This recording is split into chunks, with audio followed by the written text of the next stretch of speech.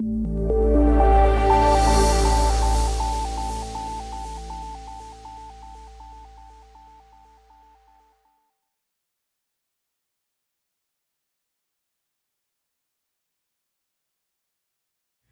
morning, Cape Ann. My name is Molly O'Hagan-Hardy, and I'm the guest curator of the latest exhibition at the Cape Ann Museum called Unfolding Histories, Cape Ann Before 1900.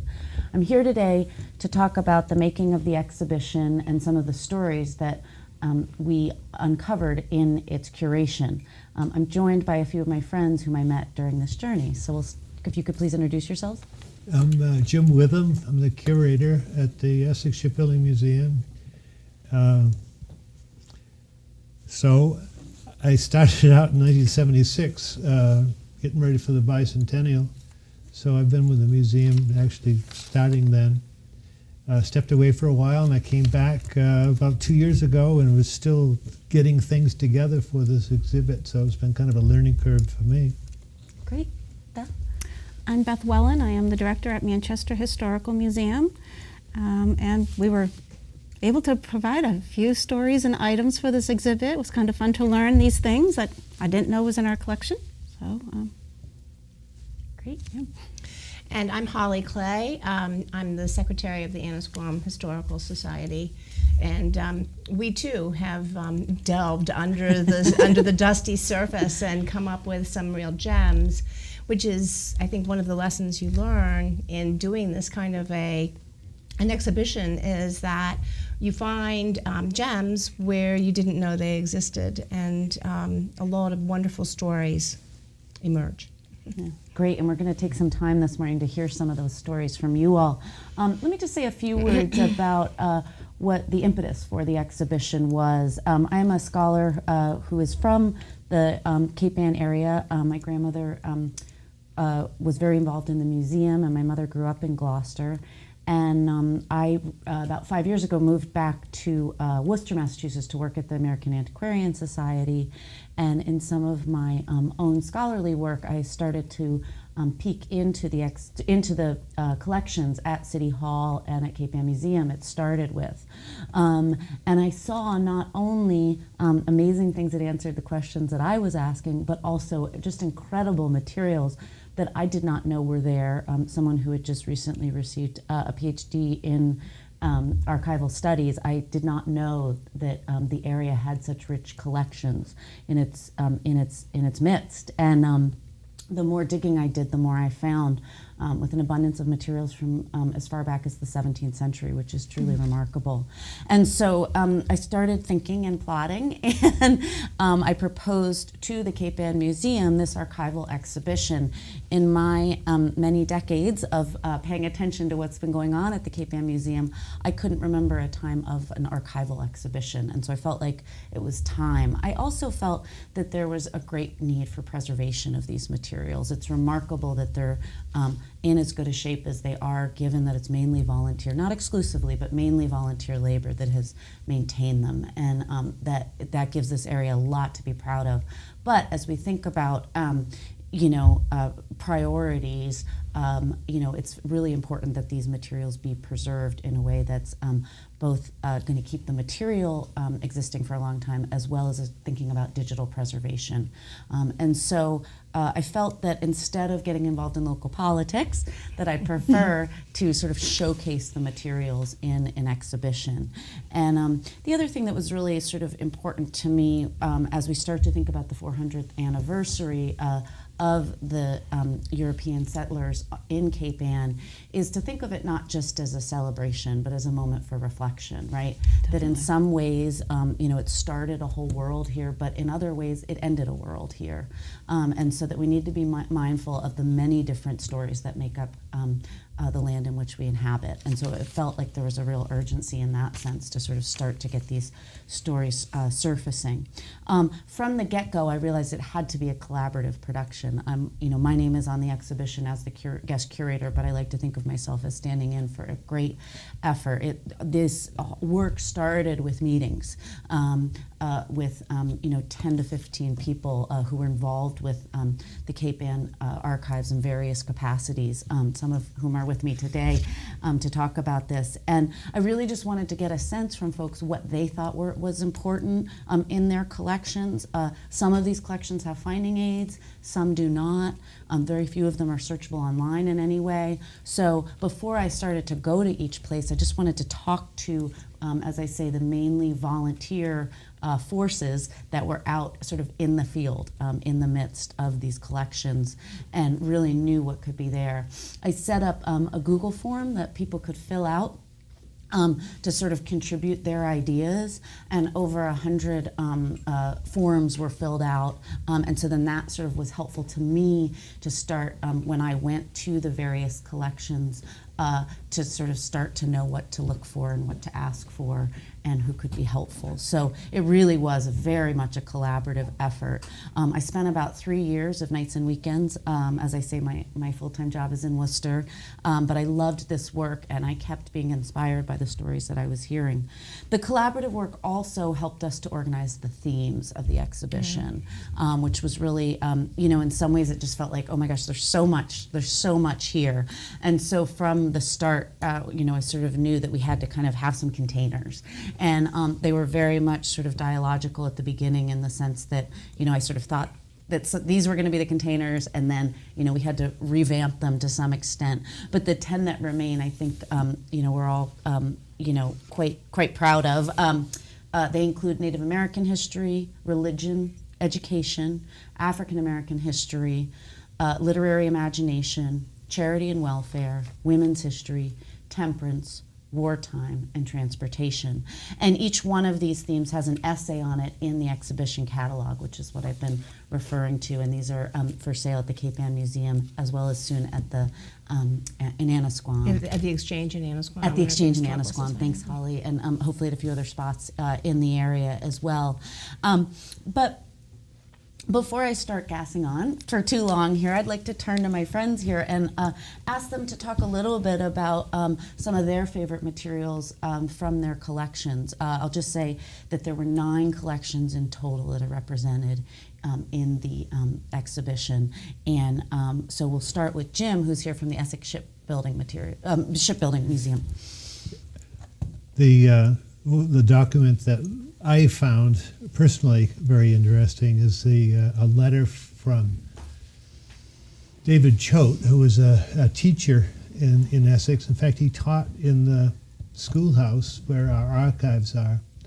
And he's responding to a request from a Mary Boyd. She's inquiring of him about her family. It's a genealogical question, basically. It's interesting to me because he was a teacher in our archives. We have a lot of Choate papers, and it's most of the Choate papers are not as interesting as this particular letter, because we all wondered, and we got in some inquiries in the through email, that what's the relationship between this Mary Boyd and David Choate? Well, fortunately, one of the guys I work with is a genealogist, and he had already put a lot of information on Essex people in the genealogical program, so we were able to find out that her family just lived down the street from his family, so they're on the same street. Her ancestor in Essex was Adam Boyd. He was a very early shipbuilder. In fact, he was the guy who joined in a partnership with Abel Story, and their shipyard was called Story and Boyd. It went for about 5 years. It started in 1813, and it is the shipyard that the museum purchased 10, 15 years ago. So that was something that we hadn't really connected before. And the questions that she was asking were, as I said, they were genealogical in nature. So he was a local historian as well as a school teacher, and so he just writes out probably from memory, the answers to her questions.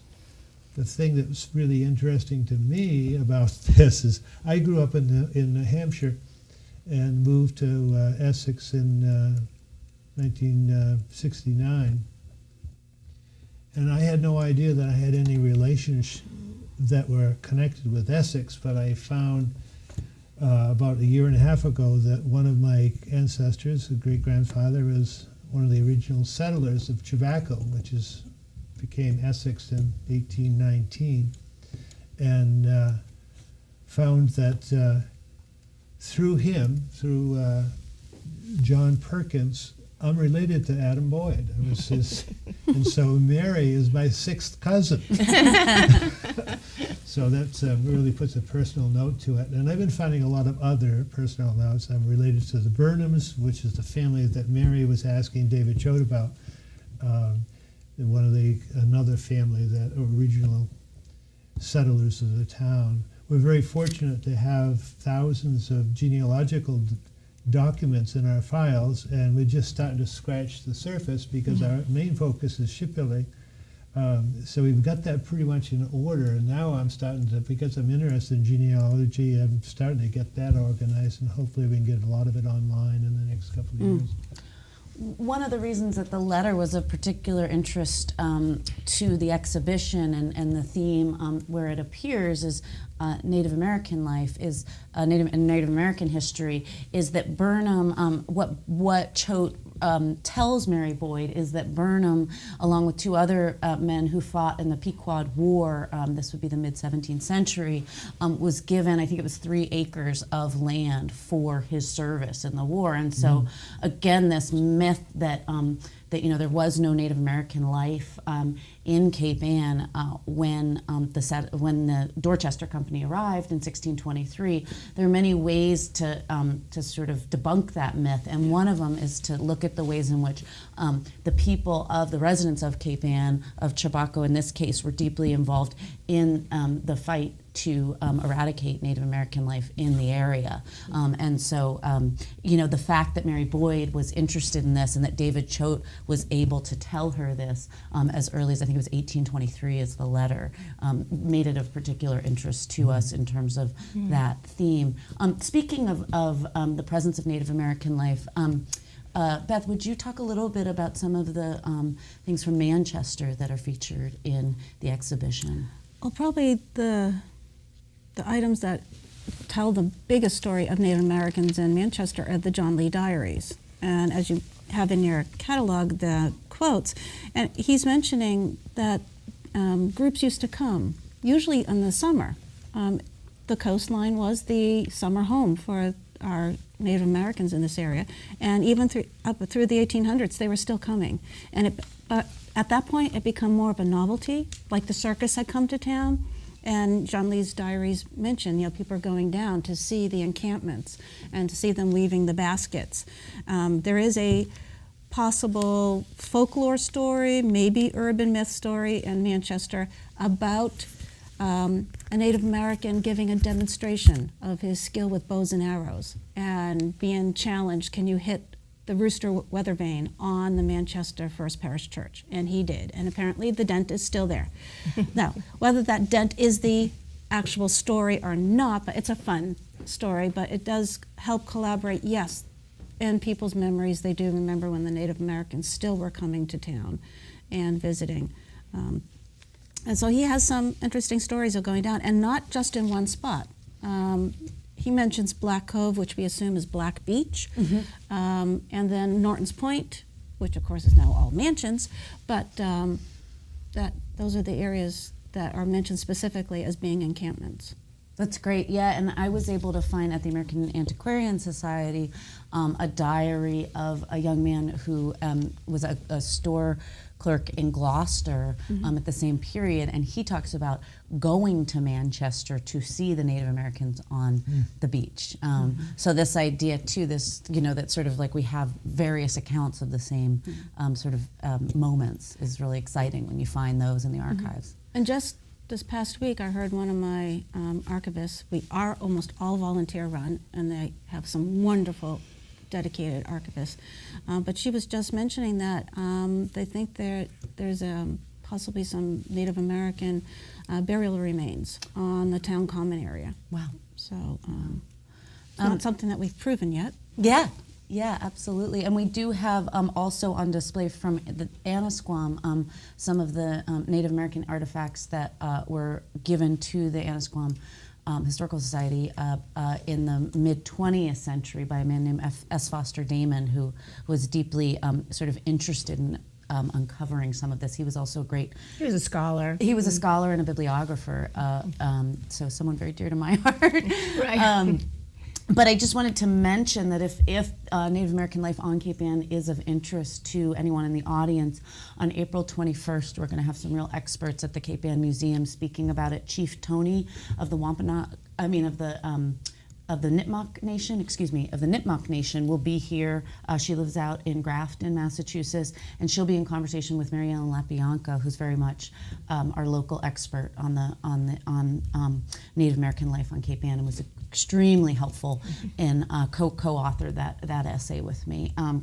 Mary Ellen has a great deal of expertise, and it'll be really exciting to see them talking about the past and the present in terms of Native American life in the area. So that's Saturday, April 21st at 3 p.m. Speaking of people whose lives have been erased from the historical record in a lot of ways, we have amazing vital records for the area which have been digitized, and those were incredibly helpful, except for when it came to Native Americans and often African Americans. They're simply not listed, even though we have plenty of evidence that they were that they had very active lives here in Cape Ann. So, Holly, could you speak a little bit about your work in African American history in the area? About 2 years ago, I started work transcribing the letter book of Henry Clark Wright, who has only tangential ties to Gloucester, although he was a property owner and became very, very friendly with a woman who went on to be a doctor here. He was an itinerant by the time the letters that I've been transcribing were written. He is from New England and married a Newbury port woman, but was sent over to Great Britain in about 1842 in behalf of the peace movement, not specifically anti-slavery. And he started traveling around and lecturing there, finding friends and becoming colleagues with English, Scottish, and Irish folks who were opposed to slavery, but who were also advocating for peace, advocating for temperance. It was a sort of a smorgasbord, and the letters show that these people had incredible global understanding, which is something that we think we're new in the 20th century in this global outreach, but the anti-slavery movement and the anti-trading slave movement was worldwide, and there was an anti-slavery conference in London in the early 1840s, and it was attended by luminaries from all over the world, including the infamous Daniel O'Connell from Ireland. There is a letter in the letter book that's from Daniel O'Connell, as well as letters from the publisher Richard Webb, who published a lot of Wright's books. Interestingly enough, Wright was white, and he was a minister originally, but he also is somebody whose reputation has sort of been lost. His work and his teachings aren't as well known to the public, if they're known at all, as Garrison and Frederick Douglass. So he traveled around with Garrison and Douglass in Scotland, Ireland, and mostly in the north of England. And the letters that I have are just praise him. And there are a lot of letters from women. Women were really, really involved, which is something, again, that I didn't know, because we think of women coming into their own primarily in the 19th, 20th, crawling out of their domestic holes, but these women were really knowledgeable, really well educated, and incredibly taken with this Henry Wright, who was, for all intents and purposes, estranged from his wife. Once he left on this trip in 1842, he never lived with her again. So anyway, that's just a sideline. The women who bought Frederick Douglass's freedom figure prominently and he had a lot of correspondence with them. And a lot of the people were Quakers. They were Quakers. And there were women's organizations in Edinburgh and Newcastle on Tyne that were really strongly advocating for the end of slavery in the United States. And they arranged this incredible buying of his freedom through a Boston lawyer who then communicated with a Baltimore lawyer who then communicated with Auld, the original slave owner, because they didn't want Frederick Douglass to come back to the United States and be in danger. They were so afraid that he would come back here, and they were so taken with his oration and with his ability to connect with people that they just couldn't imagine that anything terrible would happen to him. Of course, it was controversial because if you buy a slave out of slavery, you're admitting that he was property. So it becomes like a double entendre. But anyway, so there was a lot to learn and a lot that came out of this investigation. It's great. Thank you so much. It was so helpful. And I think the Write Letter book is really sort of the shining example, but there are so many examples in the exhibition of the ways in which, this the story of Cape Ann, touches on both national and international trends. I mean, it's an incredibly for a small island, it's an incredibly international place because of, in many ways, because of the trade, right, and because of the long history of both shipbuilding and then, of course, of being a seaport. Mariners. and the mariners, exactly. And so that was really one of the things, too, that I think really came out in the exhibition is that kind of dual, there was a lot of abolitionist rhetoric here. The newspapers are full of abolitionist rhetoric, a lot of abolitionist sentiment, the lyceums, you see evidence of it there. But then at the same time, there are people who are, making their living selling dried cod to, especially in Brazil, but also in the Caribbean, to slave plantations, right? To feed enslaved and people. And people like Saville, who was trading, wasn't maybe necessarily directly trading in slaves, but he was financing the operation exactly. to an extent. Exactly, and it's so easy to look at that kind of hypocrisy and put it as something in the past, but of course our own lives are full of it as well, right? The clothes we wear are often made in China by children, and right. you just don't ask certain questions, right? And so I think that the exhibition is an attempt to sort of look at the longue durée of these kinds of what it means to live in the modern world. The other area I think where that also really comes out in the exhibition is in the charity and welfare, and what a long history there is of people taking care of each other, both on a volunteer basis, also through city services and the poorhouses, and some more benevolent than others, some working better than others, but to try to pull those stories, the long history of those stories out. The Temperance Movement maybe is another example of that. If we think about the Angel program that Gloucester, has been in the national news for a number of years now, but there's actually such a long history here of people trying to help each other through patterns of addiction. That it was really exciting for me to sort of see these stories come out. I don't want to end yet without talking about women's history, and maybe because that is there's both a section dedicated to it, but it's also sort of a through line throughout. We talked a little bit about Mary Boyd's inquiry. I'd love to hear a little bit about Abigail Trask, who was a real force in Manchester. So let's turn back to Beth. Well, who knew that there were prenuptial agreements in the 1800s? But Abby made the captain sign one. Abigail Hooper Trask, who is the founder of our house, the museum where we are, In 1823, she was 35 years old, single, and a successful businesswoman running her own general store. She had grown up in Manchester, but had been running her own store for a while in Gloucester, then came back to Manchester. But that year, 1823, she was able to afford her own house.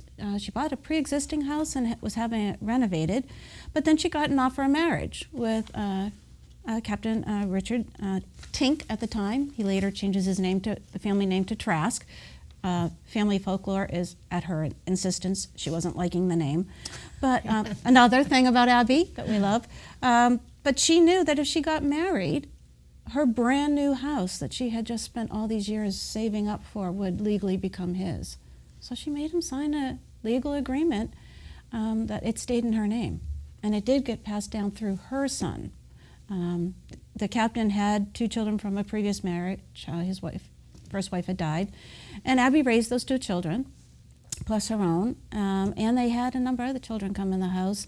The captain was ward to other boys out of poor houses. He was an example himself of being brought to Manchester out of a Salem poorhouse when he was a young boy. So he did the same for others. And Abby had girls come in that she taught domestic skills to, one that never left. She liked Abby in that house so much better than home in Ipswich that she stayed until her death in the 60s. And we have wonderful correspondence between this woman, Louisa Lord, and the son, Charles. They referred to each other as brother and sister. Abby and Louisa were very close. Just her companion, the captain being gone a lot. So yeah, she was a pretty moving force. Interesting conundrum when you look at her journals of her sales. We see early on she sold everything in her little general store: food, clothing, household goods, and a lot of rum and wine. But we'd see later that both Abby and Louisa are very adamant temperance movement people. So Another paradox. yes, what happened? We don't know. Did the inventory in the store change at some point? Probably. We'd have to do a little bit more research. But Yeah. she's a great character, very strong-minded, a woman without the vote, but still very involved in town issues. Right. Very generous with her funding, very involved in the building of like the organ at the church across the street and et cetera. So yeah, so for a person who was a female, not supposed to be overly educated at the time, definitely no vote, she sure made her mark in town. She sure did. Yeah, absolutely. And there's so many other stories like that. We're going to wrap up now, but I just want to thank you all for being here. Thank you all for listening. Please go to capeannmuseum.org for more information. We also have a very active social media around the exhibition. If you look on Instagram or Twitter for the hashtag Unfolding Histories, you'll find lots of little treats that we put out. And the exhibition is open until September 9th. So we encourage you to come by the museum and check it out, and to check out the catalog as well. Thanks so much.